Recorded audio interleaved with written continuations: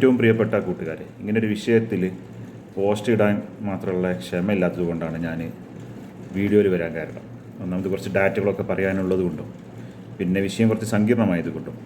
വിഷയം എന്താണെന്ന് വെച്ചാൽ, ഇന്നലെ നമ്മുടെ ഫേസ്ബുക്കിൽ ആകെ വൈറലായിക്കൊണ്ടിരിക്കുന്ന ഒരു പോസ്റ്റ് ഉണ്ട്. അക്യുപങ്ക്ചർക്കാരി വീട്ടിൽ വെച്ച് പ്രസവിച്ചു എന്നുള്ള ഒരു വീഡിയോ ആണ്, ഒരു പോസ്റ്റാണത്. ആ പോസ്റ്റിൽ അവർ വീട്ടിൽ വെച്ച് പ്രസവിക്കുന്നതിനെക്കുറിച്ച് വളരെ മഹത്വവൽക്കരിച്ച് പറയുന്നുണ്ട്. അക്യുപങ്ക്ചർ ചികിത്സാ രീതി എത്രത്തോളം ശാസ്ത്രീയമാണ് എന്നതിനെക്കുറിച്ച് ആധികാരികമായി പറയാൻ ഞാൻ ആളല്ല. അത് ശാസ്ത്രീയമായിട്ട് അശാസ്ത്രീയമായിട്ട് വാട്ട് എവർ ഇറ്റ് ഈസ്. പക്ഷേ വീട്ടിൽ വെച്ച് പ്രസവിക്കുക എന്നുള്ള ഒരു കാര്യത്തെ മഹത്വവൽക്കരിച്ച് ആളുകൾ അതിലോട്ട് അട്രാക്റ്റഡായി വീട്ടിൽ തന്നെ വെച്ച് പ്രസവിക്കുമ്പോൾ ഉണ്ടാകാൻ സാധ്യതയുള്ള അപകടങ്ങളെക്കുറിച്ച് ജനങ്ങൾ ബോധവാന്മാരാകണം എന്നുള്ള ഒരു ഉറച്ച ബോധത്തിൻ്റെ പുറത്താണ് ഞാൻ ഇന്നിങ്ങനെ ഒരു വീഡിയോ ചെയ്യാൻ വേണ്ടി വന്നിട്ടുള്ളത്. ഒന്നാമതായിട്ട് നമ്മൾ മനസ്സിലാക്കേണ്ട കാര്യം, നമ്മുടെ വീട്ടിലും നമ്മുടെ കുടുംബത്തിലും നമ്മുടെ അയൽവീടുകളിലും ഒക്കെ ആയിട്ട് അനേകം പ്രായം ചെന്ന ഒരുപാട് സ്ത്രീകളുണ്ടാകും. 60-70 വയസ്സൊക്കെയുള്ള ഒരുപാട് അമ്മൂമ്മമാരുണ്ടാവും, മുത്തശ്ശിമാരുണ്ടാവും, ഒക്കെ ഉണ്ടാവും, വല്യമ്മമാരുണ്ടാവും. അവരുടെയൊക്കെ അടുത്ത് ഒഴിവ് സമയം കിട്ടുന്ന സമയത്ത് ഒന്ന് ഇരിക്കുക, എന്നിട്ട് അവരോട് പഴയ കാര്യങ്ങളൊക്കെ ഒന്ന് ചോദിച്ചറിയുക. അവിടെ ചോദിക്കുക, അമ്മമ്മ എത്ര പ്രസവിച്ചിട്ടുണ്ടായിരുന്നു, അതിൽ എത്ര കുട്ടികൾ മരിച്ചു പോയിട്ടുണ്ട് എന്നൊക്കെ ചോദിക്കുക. അവരുടെ കാലത്ത് എങ്ങനെയായിരുന്നു പ്രസവിക്കുന്നതൊക്കെ, എല്ലാവരും അതേപോലെ ആരോഗ്യത്തോടെ ജീവിക്കാറുണ്ടായിരുന്നോ എന്ന് ചോദിച്ചാൽ നമുക്ക് മനസ്സിലാവും. 10ഉം 12ഉം ഒക്കെ പ്രസവിച്ചവരായിരിക്കും അവരും, അവരുടെ മുതിർന്നവരും അവരുടെ കാലത്ത് ജീവിച്ചിരുന്നവരൊക്കെ. പക്ഷേ അതിൽ 3ഉം 4ഉം മരിച്ചു പോകുന്നവരുണ്ടാവും. 2ഉം 3ഉം മിനിമം മരിക്കുന്നുണ്ട് അക്കാലത്ത്. നമ്മുടെ ബന്ധുക്കളുടെ കാര്യം തന്നെ എടുത്ത് പരിശോധിച്ച് നോക്കിയാൽ മതി. ബന്ധുക്കളിൽ ഒരു പ്രായമായ 60-70 വയസ്സായ ആളുകൾ അവർ പ്രസവിച്ചതിൽ 10-12 പ്രസവിച്ചതിൽ 2-3 മരിച്ചു പോയിട്ടുണ്ടാവും. അപ്പോൾ ഇൻ പേഴ്സൻറ്റേജ് പറയുകയാണെങ്കിൽ അത് എത്ര പേഴ്സൻറ്റേജ് ഉണ്ടാവും നിങ്ങൾക്ക് തന്നെ അറിയാമല്ലോ. 10 പ്രസവിക്കുമ്പോൾ 2 മരിച്ചു പോകുന്ന പറഞ്ഞാൽ 20% മരിച്ചു പോയിരുന്നൊരു കാലം ഉണ്ടായിരുന്നു നമ്മുടെ നാട്ടിൽ. 20-30% പ്രസവിക്കുന്ന കുഞ്ഞുങ്ങൾ മരിച്ചു പോകുന്ന കാലം. അന്ന് പ്രസവത്തിൽ പെണ്ണ് മരിച്ചു പോകുന്നത് തന്നെ ഇഷ്ടം പോലെ ഉണ്ടായിരുന്നു. നമ്മൾ തന്നെ എത്രയോ സിനിമകളിലും നോവലുകളിലും കഥകളിലും ഒക്കെ നമ്മൾ വായിച്ചിട്ടുണ്ട്, ചരിത്രങ്ങളിലും നമ്മൾ വായിച്ചിട്ടുണ്ട്. ഒരുപാട് മഹാന്മാരുടെ മറ്റൊക്കെ ചരിത്രങ്ങൾ പറയുന്ന സമയത്തൊക്കെ നമ്മൾ വായിക്കാറുണ്ട്. അദ്ദേഹത്തിൻ്റെ പ്രസവത്തിൽ ഉമ്മ മരിച്ചുപോയി എന്നൊക്കെ പറഞ്ഞിട്ട് ഇഷ്ടംപോലെ കേസുകൾ നമ്മൾ കേൾക്കാറുണ്ട്. അതെല്ലാം അക്കാലത്ത് പിന്നെ ഒരു ഹോസ്പിറ്റൽ സൗകര്യങ്ങളും കുറവായിരുന്നു. ഹോസ്പിറ്റലിലൊക്കെ വലിയ ചിലവാണ് എന്നുള്ള ബോധവും പിന്നെ അങ്ങനെ വീട്ടിൽ വെച്ച് തന്നെ പ്രസവിക്കുന്ന സിസ്റ്റവുമായിരുന്നു ഉണ്ടായിരുന്നത്. അന്ന് അങ്ങനെ മരിച്ചു പോകുന്നതിന് പല കാരണങ്ങളുണ്ട്. കോമൺ ആയിട്ടുള്ള കാരണങ്ങൾക്ക് പുറമേ ഉള്ളൊരു കാരണങ്ങൾ എന്താണെന്ന് വെച്ചാൽ പോഷകാഹാരക്കുറവ്, കുട്ടിയുടെ ആരോഗ്യം, ഗർഭപാത്രത്തിൻ്റെ ആരോഗ്യം തുടങ്ങിയ ഒരുപാട് കാരണങ്ങൾ വേറെയുണ്ട്. അപ്പോൾ ആ കാലത്ത് മരണം എന്നുള്ളത്, അമ്മ മരിക്കുന്നതും കുട്ടി മരിക്കുന്നതും വളരെ സർവ്വസാധാരണമായിരുന്നു. അത് എനിക്ക് തന്നെ എൻ്റെ ചുറ്റുഭാഗങ്ങളിൽ നിന്ന് പരിശോധിച്ച് നോക്കിയാൽ അറിയാം എത്ര എണ്ണം മരിച്ചു പോയിട്ടുണ്ട് പ്രസവത്തിൽ എന്നുള്ളത്. അതുകൊണ്ട് ഞാൻ കൂടുതൽ വ്യക്തിപരമായിട്ട് ആരിലോട്ടും ഇറങ്ങിച്ചെല്ലുന്നില്ല, ഇന്ന ആളുടെ ഇന്ന മക്കൾ മരിച്ചു എന്ന് പറഞ്ഞിട്ട്. അപ്പോൾ ഞാൻ വിഷയത്തിലോട്ട് കടന്നു വരാം. 2022 കണക്ക് പ്രകാരം ഇന്ത്യ രാജ്യത്ത് മൊത്തമായിട്ട് 1000 പ്രസവം നടക്കുമ്പോൾ 28 കുഞ്ഞുങ്ങൾ മരിക്കുന്നുണ്ട്. സ്റ്റിൽ ഇൻ ഇന്ത്യയിൽ 28 കുട്ടികൾ 1000 പ്രസവത്തിൽ മരിക്കുന്നുണ്ടെന്ന് പറഞ്ഞാൽ 100-ൽ ഏകദേശം 3 കുട്ടികൾ, 3% കുട്ടികൾ 100 പ്രസവം നടക്കുമ്പോൾ ഏകദേശം 3 കുട്ടികൾ മരിച്ചു പോകുന്നുണ്ട്. മുമ്പ് അത് 100-ൽ 30ഓളം കുട്ടികൾ മരിക്കുന്ന ഒരവസ്ഥയായിരുന്നു ഇന്ത്യയിൽ ഉണ്ടായിരുന്നതെന്ന് തന്നെ പറയാം. 20 കുട്ടികളോ ഒക്കെ. അപ്പോൾ അത്രയൊക്കെ ഉണ്ടോ തള്ളുകയല്ലേ എന്ന് ചോദിക്കണ്ട. കാരണം അന്നൊന്നും റിപ്പോർട്ടിംഗ് രീതികൾ കാര്യമായിട്ടുണ്ടായിരുന്നില്ല. നമുക്ക് നമ്മുടെ മുത്തശ്ശിമാരോടും ഒക്കെ ഒന്ന് അന്വേഷിച്ചാൽ, ചുറ്റുപാടുള്ള ആളുകളോട്, പ്രായമായ ആളുകളോട് അന്വേഷിച്ചാൽ അറിയാമല്ലോ എത്ര ആൾക്കാർ ജീവിച്ചിരുന്നു, എത്ര ആൾക്കാർ മരിച്ചിരുന്നു. അന്നത്തെ കാലത്ത് റിപ്പോർട്ട് ചെയ്യപ്പെട്ടതിൻ്റെ കണക്ക് നോക്കുമ്പോൾ വളരെ കുറവായിരിക്കും. പക്ഷേ ഇൻ ഫാക്റ്റ് അന്ന് വീട്ടിൽ വെച്ച് തന്നെ പ്രസവിക്കുന്നതുകൊണ്ട് തന്നെ രജിസ്റ്റർ ചെയ്യുന്ന സംവിധാനങ്ങളൊന്നും ഉണ്ടായിരുന്നില്ല. അങ്ങനെ മരിച്ചു പോകുന്ന കുട്ടികൾ ജനിച്ചതോ മരിച്ചതോ ഒന്നും ആർക്കും അറിഞ്ഞൂടാ. മരിക്കും, നേരെ കൊണ്ടുപോയിട്ട് മാറുകയും ചെയ്യും. അത് സർക്കാരിൻ്റെ ഒരു രേഖയിലും ഉണ്ടാവില്ല. പക്ഷെ ഇന്ന് അങ്ങനെയല്ല അവസ്ഥ. ഇന്ന് പലപ്പോഴും ഹോസ്പിറ്റലിൽ വെച്ച് തന്നെ പ്രസവിക്കുന്നതുകൊണ്ട് ജനിക്കുന്നതും റെക്കോർഡറാണ്, മരിക്കുന്നതും റെക്കോർഡറാണ്. പഴയ പോലെ അല്ലല്ലോ കാര്യങ്ങൾ. അപ്പോൾ പഴയ കാലത്തെ സ്റ്റാറ്റിസ്റ്റിക്സ് പ്രകാരം അത് ആക്യുറേറ്റ് അല്ല, ഇപ്പോഴത്തെ കുറേയൊക്കെ ആക്യുറേറ്റ് ആണ്. അതുകൊണ്ട് ഞാൻ പറയുകയാണ്, പണ്ട് കാലത്ത് ഡെത്ത് നിരക്ക്, മനുഷ്യൻ പ്രസവിക്കുമ്പോൾ ഉണ്ടാകുന്ന ഡെത്ത് നിരക്ക് എന്ന് പറഞ്ഞാൽ അത് വളരെ കൂടുതലായിരുന്നു. 20% മേലൊക്കെ പോയിട്ടുണ്ടായിരുന്നു. ഇന്ന് അവസ്ഥ നേരെ മറിച്ചാണ്. ഇന്നത് 3% അഖിലേന്ത്യാ തലത്തിൽ പറയുമ്പോൾ, ഓൾ ഇന്ത്യ തലത്തിൽ പറയുമ്പോൾ. എന്നാൽ കേരളത്തിൻ്റെ അവസ്ഥ 2022 പുതിയ കണക്ക് പ്രകാരം 1000 കുട്ടികൾ ജനിക്കുമ്പോൾ നമ്മുടെ കേരളത്തിൽ 5-6 കുട്ടികൾ മാത്രമേ മരിക്കുന്നുള്ളൂ. അപ്പോൾ നമ്മൾ ശാസ്ത്രമേഖലയിൽ നേടിയിട്ടുള്ള ഏറ്റവും വലിയൊരു ഉയർച്ചയുടെ ഭാഗമായിട്ട് ആശുപത്രി സേവനങ്ങൾ നമ്മൾ കൂടുതൽ ഉപയോഗപ്പെടുത്തുന്നത് കൊണ്ട് ഈ ഡെത്ത് നിരക്ക് കുറക്കാൻ പറ്റി. ഈ ആശുപത്രി സേവനങ്ങൾ ഉപയോഗപ്പെടുത്തിയിട്ടും ഒരു പക്ഷേ കോംപ്ലിക്കേഷൻസ് കാരണം മൂലം കുട്ടികൾ മരിക്കുന്നുണ്ട്. അതേപോലെ നമ്മുടെ കേരളത്തിൽ നമ്മുടെ ഓൾ ഇന്ത്യ ലെവലിൽ നമ്മൾ പറയുകയാണെങ്കിൽ പ്രസവത്തിൽ അമ്മമാർ മരിക്കുന്ന നിരക്ക് 1997-98 കാലഘട്ടത്തിൽ 1,00,000 പ്രസവം നടക്കുമ്പോൾ 400 സ്ത്രീകൾ മരിച്ചിരുന്നു പ്രസവത്തിൽ. പിന്നെ 2020 ആയപ്പോൾ ആ നിരക്ക് നന്നായി കുറഞ്ഞു വന്നു. അത് 1,00,000 പ്രസവത്തിൽ 100 മരണം എന്ന രീതിയിലോട്ട് കുറഞ്ഞു വന്നു. എന്നാൽ കേരളം ഒരുപാട് മുന്നോട്ട് പോയി. 2020 കേരളത്തിൻ്റെ സ്റ്റാറ്റിസ്റ്റിക്സ് പ്രകാരം 1,00,000 പ്രസവങ്ങൾ നടക്കുമ്പോൾ 19 സ്ത്രീകൾ മാത്രമാണ് മരിക്കുന്നത്. ആ ലെവലിലോട്ട് നമ്മുടെ ആശുപത്രി സേവനങ്ങളെല്ലാം വികസിച്ചത് കൊണ്ടും ആളുകൾ കൂടുതൽ ഉപയോഗപ്പെടുത്തുന്നത് കൊണ്ടും മരണനിരക്കുകൾ വളരെ കുറയ്ക്കാൻ നമുക്ക് സാധിച്ചു. ഈ അടുത്ത് ഫെബ്രുവരി 20 തിരുവനന്തപുരത്ത് വെച്ച് ഒരു പെണ്ണ് മരിക്കുകയുണ്ടായി. അക്യുപങ്ക്ചർ ചികിത്സക്കാരൻ്റെ ഭാര്യയായിരുന്നു. വീട്ടിൽ വെച്ച് ഒരു പ്രസവം നടത്തിയ അക്യുപങ്ക്ചർക്കാരൻ. അങ്ങനെ ആ പെണ്ണിൻ്റെ 4ാമത്തെ പ്രസവം അങ്ങോട്ട് തോന്നുന്നു ആ പെണ്ണ് മരണപ്പെടുകയുണ്ടായി. അത് വാർത്തയാവുകയുണ്ടായിരുന്നു. കൃത്യം 2 മാസമാകുമ്പോഴാണ് ഈ ഒരു അക്യുപങ്ക്ചർ ചികിത്സാ രീതിയുടെ ഭാഗമായി വീട്ടിൽ വെച്ച് പ്രസവിക്കുന്നതിനെ അതിൻ്റെ ഒരു ചികിത്സക വളരെ റൊമാൻറ്റിസൈസ് ചെയ്ത് പോസ്റ്റ് ഇടുന്നത്. അതിന് താഴെ വരുന്ന കമൻറ്റുകളും പ്രോത്സാഹനങ്ങളും കാണുമ്പോഴാണ് ഞെട്ടിപ്പോകുന്നത്. എന്തുകൊണ്ടാണ് ഇങ്ങനെ ആയി പോകുന്നത് എന്നൊക്കെ. പലരും പറയുന്ന കാര്യങ്ങൾ എന്താണെന്ന് വെച്ചാൽ മൃഗങ്ങൾ പ്രസവിക്കുന്നുണ്ടല്ലോ, എന്നിട്ട് അതിൻ്റെ കുട്ടികളൊന്നും ചത്തുപോകുന്നില്ലല്ലോ എന്നൊക്കെ പറയുന്നത്. ഇവന്മാർക്ക് എന്തുകൊണ്ടാണ് കഴിഞ്ഞ കാലങ്ങളിൽ ഒരു 1970 മുന്നേയുള്ള അല്ലെങ്കിൽ 80 മുന്നേയുള്ള കാലഘട്ടങ്ങളിൽ നടന്നിട്ടുള്ള ഈ ശിശുമരണ നിരക്കിനെ കുറിച്ച് എന്താണ് ഇവർക്ക് ബോധമില്ലാത്തത്? ആ ഒരു തലമുറയിൽപ്പെട്ട ആളുകളാണ് ഏറ്റവും കൂടുതൽ ഇതിനെ പ്രോത്സാഹിപ്പിച്ചുകൊണ്ടിരിക്കുന്നത് എന്നാണ് ഏറ്റവും വലിയ അത്ഭുതം. ആ തലമുറയിൽപ്പെട്ട ആൾക്കാരുടെ തന്നെ സഹോദരിമാർ എത്ര എണ്ണം മരിച്ചുപോയി പ്രസവത്തിൽ തന്നെ. എത്രയോ അവരുടെ സഹോദരന്മാർ പ്രസവിക്കുന്ന സമയത്ത് പ്രസവിച്ച സ്ത്രീകൾ മരണപ്പെട്ടു പോയിട്ടുണ്ട്. കുട്ടികൾ മാത്രമല്ല, കുട്ടികൾ മരണപ്പെടുന്നത് പിന്നെ വളരെ കോമൺ ആയിട്ടുള്ളൊരു കാര്യമാണെന്ന് വെക്കാം. പലപ്പോഴും വേണ്ടത്ര വളർച്ച എത്താത്ത കുഞ്ഞുണ്ടാവാം, ഗർഭപാത്രത്തിൻ്റെ പ്രശ്നങ്ങൾ ഉണ്ടാകാം, പ്രീമച്ചർ ബർത്തുകൾ ഉണ്ടാകും. അങ്ങനെ പല കാരണങ്ങൾ കൊണ്ട് കുഞ്ഞുങ്ങൾ മരണപ്പെട്ടു പോകാം. പക്ഷേ പ്രസവിച്ച സ്ത്രീ മരണപ്പെട്ടു പോകുന്ന ചാൻസസ് അതിനപേക്ഷിച്ച് നോക്കുമ്പോൾ കുറവാണ്. പക്ഷേ എത്രയോ സ്ത്രീകൾ പണ്ട് കാലത്ത് പ്രസവത്തെ തുടർന്ന് മരണപ്പെട്ടു പോയിട്ടുണ്ട്. ഇതൊക്കെ അവരുടെ കാലത്ത് നടന്നല്ലേ, അവരുടെ ബാല്യകാലത്തും അവരുടെ ചെറുപ്പകാലത്തും നടന്ന കാര്യങ്ങളാണ്. അവരാണ് ഈ 70-കളുടെയും 60-കളുടെയും വസന്തങ്ങളാണ് ആ സ്ത്രീയുടെ പോസ്റ്റിന് താഴെ പോയിട്ട് അതിന് കാര്യമായി പിന്തുണ കൊടുക്കുന്നത് എന്നത് വളരെ ഞെട്ടിപ്പിക്കുന്ന സംഗതിയാണ്. ഇവർ ചോദിക്കുന്ന ചോദ്യം, പശു പ്രസവിക്കുന്നില്ലേ, ആട് പ്രസവിക്കുന്നില്ലേ, കുരങ്ങ് പ്രസവിക്കുന്നില്ലേ, ആന പ്രസവിക്കുന്നില്ലേ, കാട്ടിലെ മാനും കാട്ടുപോത്തും കാട്ടുപന്നിയും ഒക്കെ പ്രസവിക്കുന്നുണ്ട്, എന്താ ഇവരുടെ കുഞ്ഞുങ്ങളൊന്നും ചത്തുപോകുന്നില്ലേന്ന്. ഇവരുടെ വർത്തമാനം കേട്ടാത്തൊന്നും ഇവർക്ക് കാട്ടിൽ പോയി ആനയുടെ പേരെടുക്കാൻ പോലാണ്, കാട്ടുപന്നിയുടെ പേരെടുക്കാൻ പോലാണ്, ഇത് ചാകുന്നുണ്ടോ നോക്കുന്നുണ്ടോ എന്ന്. അപ്പം എന്ത് മണ്ടത്തരം അവർ പറയുന്നത്? അത് ചാകുന്നുണ്ടോ ഇല്ലേ എന്ന് ഇവരുടെ അടുത്ത് എന്ത് കണക്കുണ്ടോ? ഇവർ പോയി നോക്കുന്നുണ്ടോ? ഇല്ല.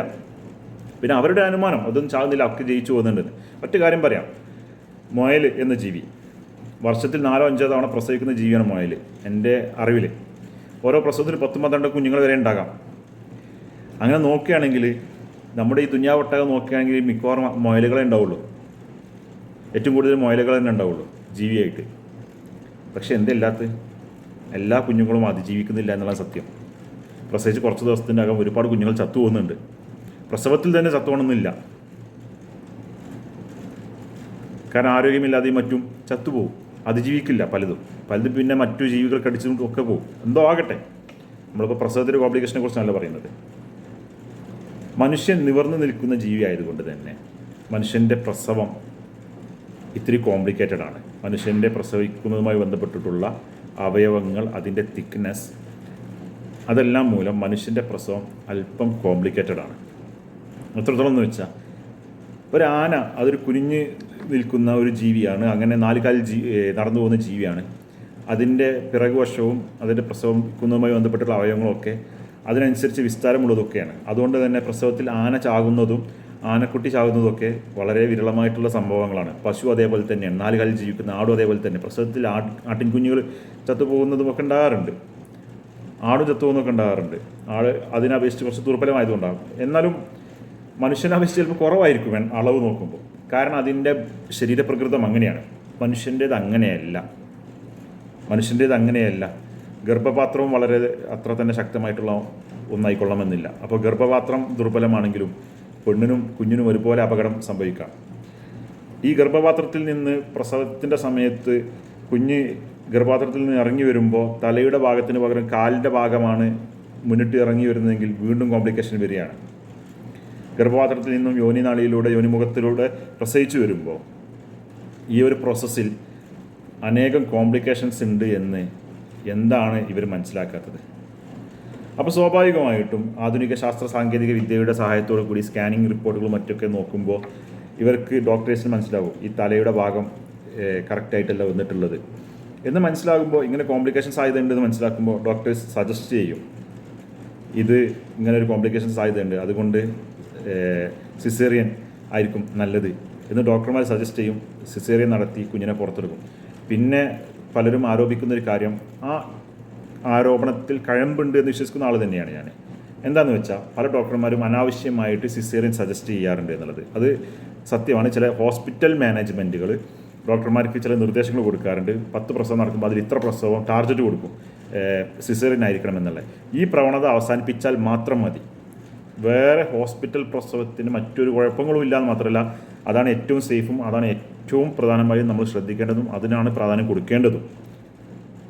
അതല്ലാതെ വീട്ടിൽ വെച്ച് പ്രസവിപ്പിക്കുക എന്നുള്ള അങ്ങേയറ്റം കോംപ്ലിക്കേറ്റഡ് ആയ പരിപാടിക്ക് ഒരു നിലക്കും നമ്മളാരും പിന്തുണ കൊടുക്കാൻ പാടില്ല എന്നാണ് എൻ്റെ പ്രിയപ്പെട്ട സുഹൃത്തുക്കളോട് എനിക്ക് ഓർമ്മപ്പെടുത്താനുള്ളത്. പിന്നെ ഹോസ്പിറ്റലുകൾ അമിതമായി ഈ സിസേറിയൻ സജസ്റ്റ് ചെയ്യുന്നുണ്ടെങ്കിൽ, നോർമൽ ഡെലിവറിക്ക് പോസിബിൾ ആയിരിക്കെ തന്നെ സജസ്റ്റ് ചെയ്യുന്നുണ്ട് എങ്കിൽ അത് ഒരിക്കലും പ്രൊമോട്ട് ചെയ്യപ്പെടേണ്ട കാര്യമാണെന്ന് എനിക്ക് തോന്നുന്നില്ല. പിന്നെ ചില സ്ത്രീകൾക്ക് പ്രസവവേദന സഹിക്കുക എന്നുള്ളത് വളരെയധികം ബുദ്ധിമുട്ടുള്ള കാര്യമാണ്, എനിക്കത് ഇഷ്ടമല്ല, സിസേറിയൻ ചെയ്താൽ മതി എന്ന് സ്വയം ഇഷ്ടപ്രകാരം ഒരു സ്ത്രീ ചോയ്സ് ആയിട്ട് പറയുന്നുണ്ടെങ്കിൽ ആ ഒരു കേസിൽ സിസേറിയൻ തന്നെ പ്രിഫർ ചെയ്യണം എന്നുള്ള അഭിപ്രായക്കാരനാണ് ഞാൻ.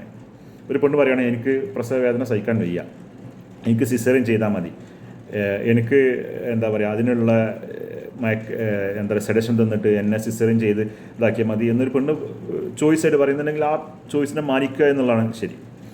എന്തോ ആകട്ടെ. അപ്പോൾ ഞാൻ പറഞ്ഞു വരുന്നത് എന്താണെന്ന് വെച്ചാൽ, നമ്മുടെ നാടുകളിലെ ഫാമിലി വാട്സപ്പ് ഗ്രൂപ്പുകളിലും മറ്റൊക്കെ എടുത്ത് പരിശോധിച്ച് നോക്കിയാൽ ഈ ഹോസ്പിറ്റലുകളിൽ പ്രസവിച്ചിട്ടും ഈ അപകടങ്ങൾ ഉണ്ടാകുന്നില്ലേ എന്ന് പറയുന്ന ഒരുപാട് മൂഢന്മാരുണ്ട്, പരമമണ്ടന്മാരുണ്ട്, ഞാൻ അങ്ങനെ തന്നെ പറയാം.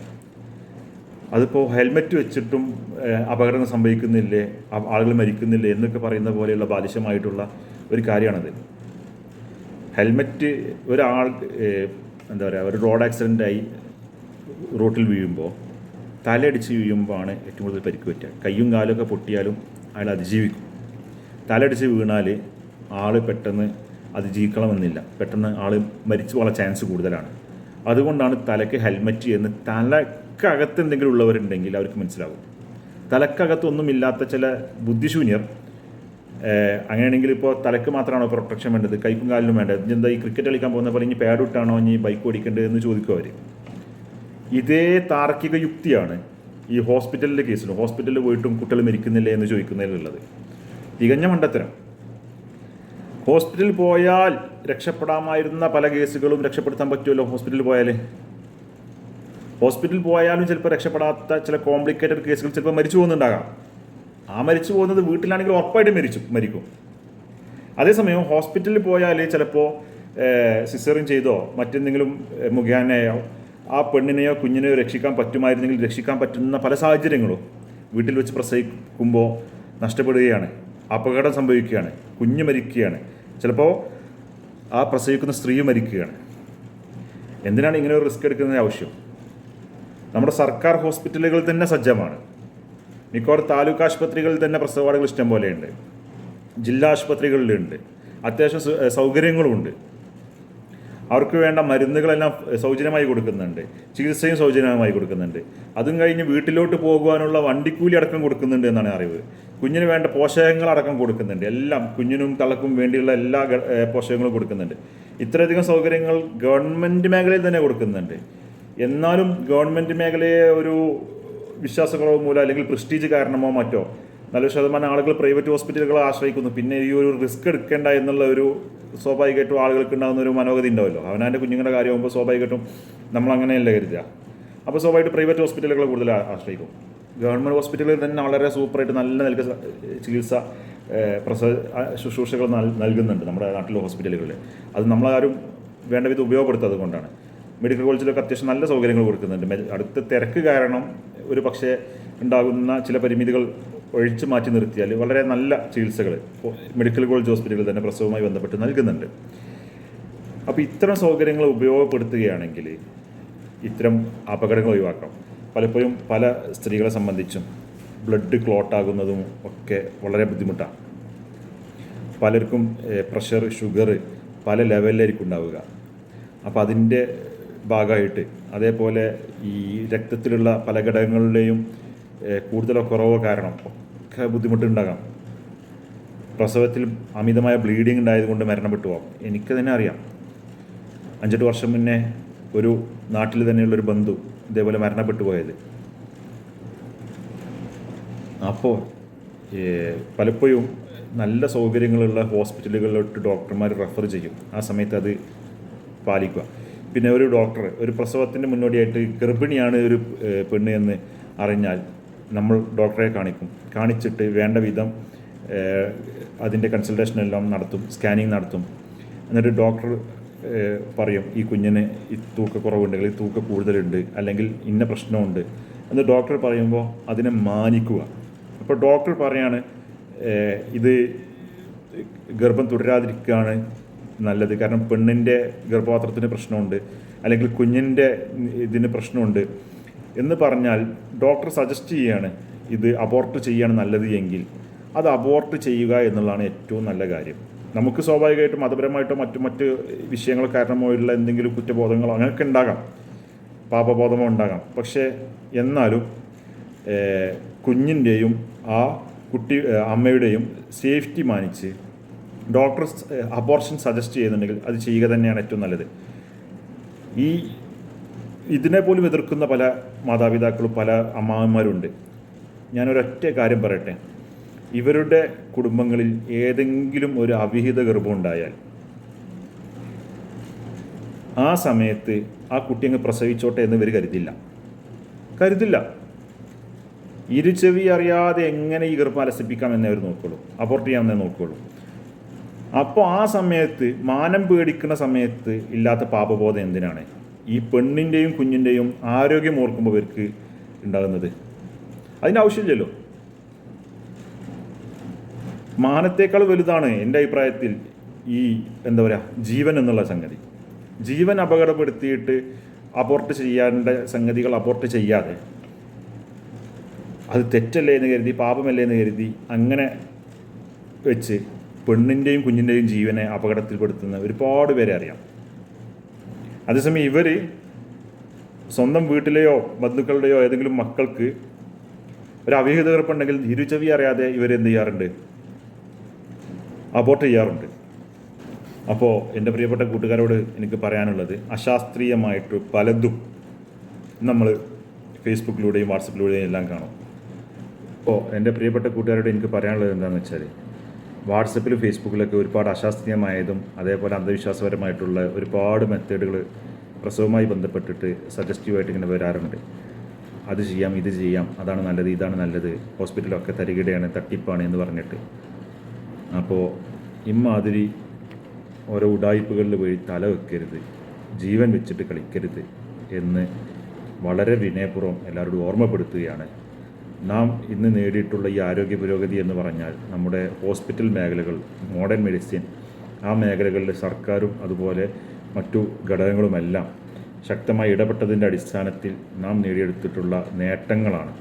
ആ നേട്ടങ്ങളെ നമ്മൾ പിറകോട്ട് നടന്നുകൊണ്ട് അന്ധവിശ്വാസത്തിലോട്ടോ അല്ലെങ്കിൽ അശാസ്ത്രീയതയിലോട്ടോ തിരിഞ്ഞ് നടന്നുകൊണ്ട് നമ്മൾ നശിപ്പിച്ച് കളയരുത് എന്ന് മാത്രം ഈ സമയത്ത് ഞാൻ ഓർമ്മപ്പെടുത്തുകയാണ്. എല്ലാവർക്കും നല്ല ശാസ്ത്രബോധമുള്ള അതേപോലെ തന്നെ ആരോഗ്യപരമായിട്ടുള്ള ചിന്തകൾ, ഹെൽത്തി ആയിട്ടുള്ള മെത്തേഡുകൾ അവലംബിക്കാനുള്ള ബോധങ്ങൾ എല്ലാം ഉണ്ടാവട്ടെ എന്ന് ആശംസിച്ചുകൊണ്ട് ഞാൻ നിർത്തുന്നു.